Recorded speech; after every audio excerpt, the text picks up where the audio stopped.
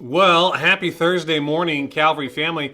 I just wanted to give you a quick update today. As you guys probably saw this week, our governor did change the indoor restrictions on indoor gatherings. And so he reduced it from 25 people to 10 people. But I wanted to give you this reassurance. It doesn't affect us here at church. Religious services can still have an indoor capacity of 150 people.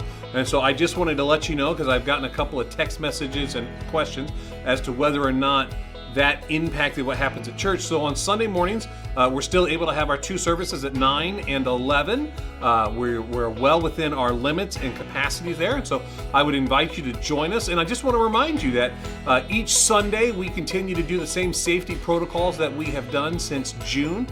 We sanitize before service and between services. We have hand sanitizer stations throughout the building. Masks are required when you enter and to your seat, and we ask that if there are no health issues that would prevent you from wearing your mask, that you would wear your mask the entire service. And then masks are again required as you exit or anytime that you're moving around from your seat. We have been very fortunate and safe during this season. We haven't had any issues. We have had a few folks from the church that have gotten COVID, but none have come while they were exposed or unaware that they had been exposed. So we've been very fortunate in that. We just ask that you continue that. The restrictions do require us to be very aware of how we're doing things at Thanksgiving. I want you to be able to celebrate and stuff, but I also want you to be respectful of others. So Heather and I even went as far as to change our plans for Thanksgiving. We were originally going to go to Ohio, but because of the travel restrictions and the fact that we would have had to quarantine for 2 weeks after we came back, and Bennett would have had to quarantine for 2 weeks after we came back, we chose instead to stay here in New Jersey. We're having a smaller gathering at our house with some friends, and it's less convenient, not what we want to do. I'd really like to go see my family in Ohio, but it is what we're doing right now in the season that we're in.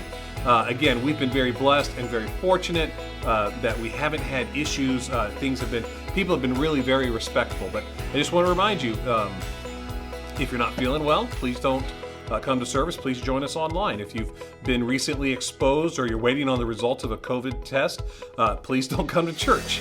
Wait until you get your positive or negative results, and then just join us online. We're streaming both services, and that's been really successful. And so I just want to say how much I appreciate you.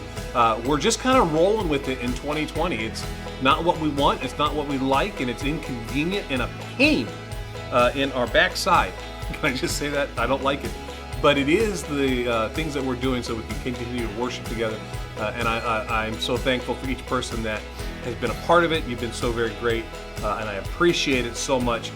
Don't forget, next Wednesday, so the Wednesday before Thanksgiving, we have our Thanksgiving Eve service at 7 p.m. We'll have a time of testimonies and just hear some encouraging messages. This has been a challenging year. Been a challenging year, but God has been so very faithful. God has been so faithful. And let me encourage you to continue to press in with your thanksgiving at His faithfulness. God bless you. We'll see you on Sunday.